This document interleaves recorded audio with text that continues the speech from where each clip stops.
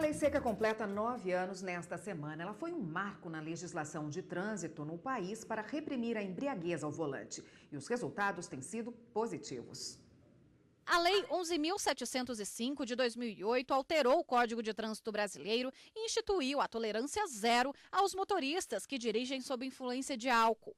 Em 2012, alterações na lei aumentaram o rigor das punições. Além disso, a fiscalização ficou mais eficaz, com novas formas de produção de provas, como fotos, vídeos e testemunhas. No ano passado, o valor da multa passou para R$ 2.934,70 em caso de flagrante de embriaguez. O motorista ainda tem a carteira de habilitação suspensa pelo prazo de 12 meses. Com a aplicação da Lei Seca em todo o território nacional, as mortes no trânsito diminuíram. Segundo a Polícia Rodoviária Federal, no ano passado, o número de óbitos caiu 6,8% em relação a 2015. Os dados também indicam queda de 3,9% no número de acidentes graves no mesmo período. 21.405 motoristas foram flagrados dirigindo sob a influência de álcool e foram notificados pela PRF. Desses, 5.653 foram presos, pois apresentaram índice de álcool no sangue acima do permitido, caracterizando crime de trânsito. Apesar disso, 7% dos motoristas abordados pela Polícia Rodoviária Federal em 2016 estavam alcoolizados. No primeiro ano da Lei Seca, esse índice era de 20%. Bom, e para falar sobre esse assunto, está aqui a advogada Andréia Rezende. Boa tarde, doutora. Boa tarde, obrigada. Bom, 9 anos aí de Lei Seca, né? Inicialmente as pessoas tiveram estranhamento, agora já tiveram muito tempo para se acostumar, que vão ser sim fiscalizadas. Mas qual o resultado prático dessa lei? Ela foi eficaz nesses 9 anos? Sim, a eficácia dela, inclusive, está comprovada pela redução do número de acidentes com vítimas e com vítimas fatais. Então, de fato, a Lei Seca trouxe um benefício para a segurança no trânsito, que foi reduzindo esses acidentes. Qualquer motorista pode ser fiscalizado, né? Mas ele não é obrigado a fazer o teste do bafômetro, não é mesmo? Exato. Ao ser abordado numa blitz, o motorista ele pode se recusar a fazer o teste do bafômetro. Ocorre que com a alteração da lei e a inclusão do artigo 165A em dezembro do ano passado, essa recusa passou a ser uma infração de trânsito. Então, o motorista que se recusar a fazer o teste do bafômetro, ele vai ser autuado da mesma forma como se fosse constatado que ele está dirigindo sob influência de álcool. Quer dizer, o policial que está ali fazendo a fiscalização, ou o agente do Detran que está ali fazendo a fiscalização, ele pode olhar para o motorista, saber que ele está apresentando algum tipo de alteração ali e solicitar o exame do bafômetro, mesmo que aquela blitz não seja especificamente para isso, né? Sim, na verdade, com o objetivo de coibir, né, acidentes de trânsito e aumentar a segurança no trânsito, hoje os órgãos de trânsito têm feito esse procedimento do bafômetro na maioria das blitz, independente do agente de trânsito perceber que o motorista está com sinais de embriaguez. Então, hoje, para coibir, né, o número de motoristas dirigindo sob influência de álcool, eles estão usando sempre em blitzes essa abordagem e questionando ao motorista se ele deseja fazer o exame do bafômetro. No ano de 2012, teve a inclusão da lei que trouxe mais rigidez à Lei Seca. E aí, essa lei, ela trouxe o artigo 277, onde ele fala da possibilidade dos sinais de embriaguez. Ele dá autonomia ao agente para que ele possa verificar esses sinais, pode usar de meio de vídeo, testemunha, imagem, áudio. Então, ele trouxe um maior número de provas para constatar a embriaguez ao volante ou os sinais de embriaguez.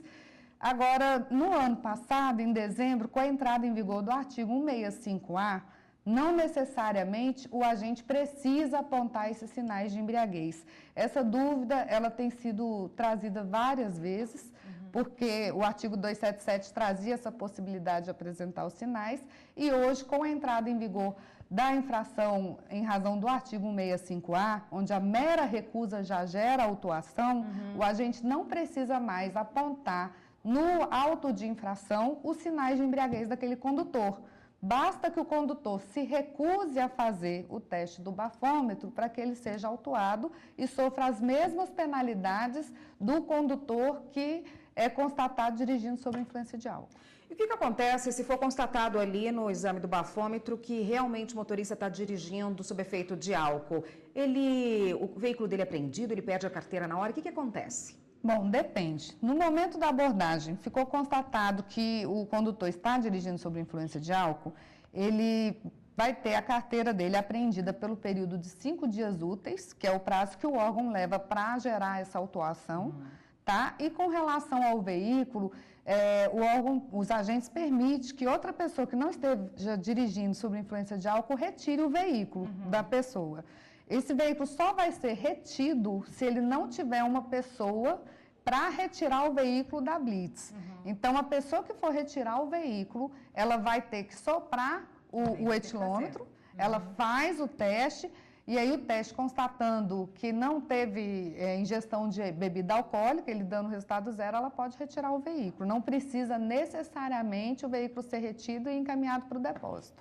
Tá ótimo. A gente continua nesse assunto no próximo bloco. Só um minutinho, por favor.